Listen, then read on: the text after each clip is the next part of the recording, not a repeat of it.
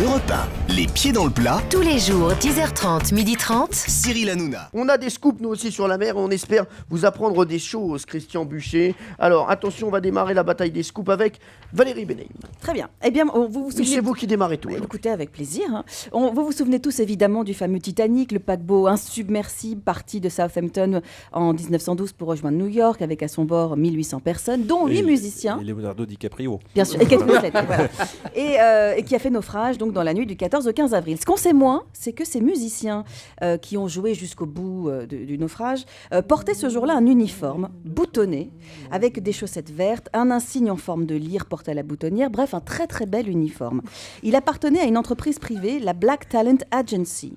Le plus incroyable, c'est que les parents des musiciens disparus ont reçu une lettre de cette agence leur demandant de rembourser à la compagnie l'uniforme qui coûtait donc à l'époque la somme exacte de 14 shillings et 7 pence pour compenser donc la perte de ça. Inadmissible évidemment. Donc il y a eu des multiples procès, souvent en défaveur d'ailleurs des familles des musiciens, souvent pour la compagnie. L'agence des frères Black et la White Star Line qui exploitaient le Titanic se sont renvoyés la responsabilité. Finalement, la presse s'en est emparée, les gens ont été outrés, ils ont créé un fonds de soutien et c'est le fonds de soutien qui a finalement payé cette assurance. Alors ça c'est dingue ça, hein. Ça c'est vraiment une très très bonne info de Valérie Benaïm. Elle est bonne aujourd'hui. Ça va être dur de la déloger. Jean-François Lemoyne, s'il vous plaît.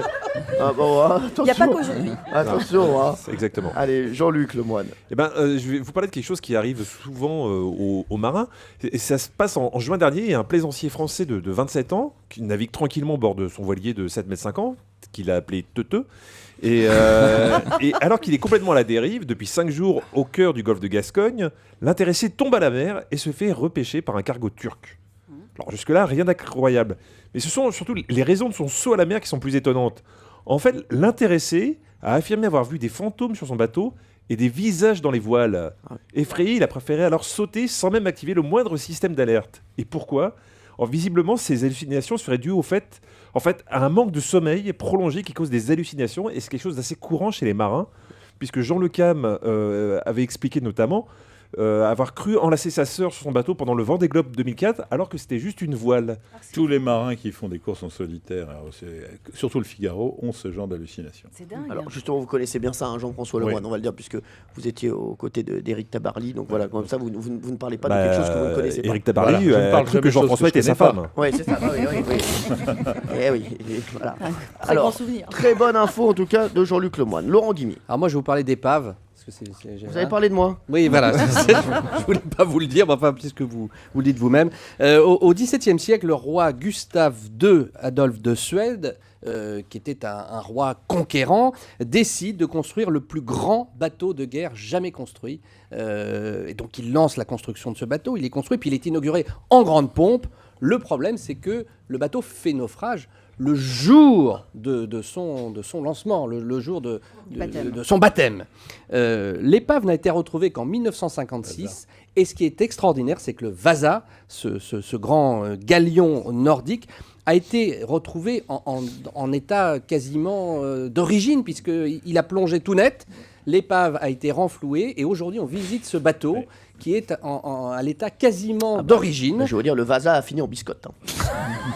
On peut aujourd'hui le visiter dans la baie de Stockholm et on raconte même que l'on enduit d'huile le bois du bateau pour l'entretenir. On met de l'eau. Oui, et de l'eau du polyéthylène Le Vasa, Nicole. c'est un des plus grands chocs qu'on peut savoir quand on visite un musée.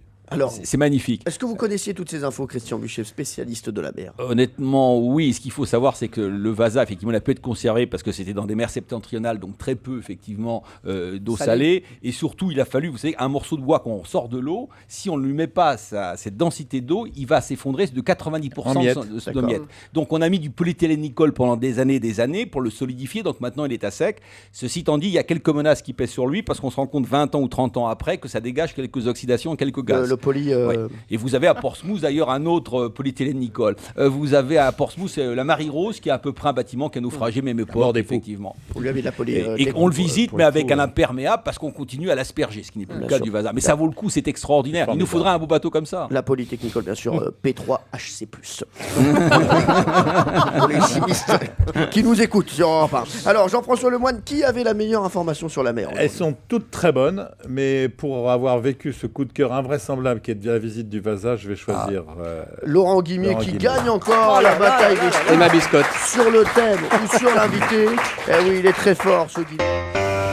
Europe 1, les pieds dans le plat. Tous les jours, 10h30, 12h30. Cyril Hanouna.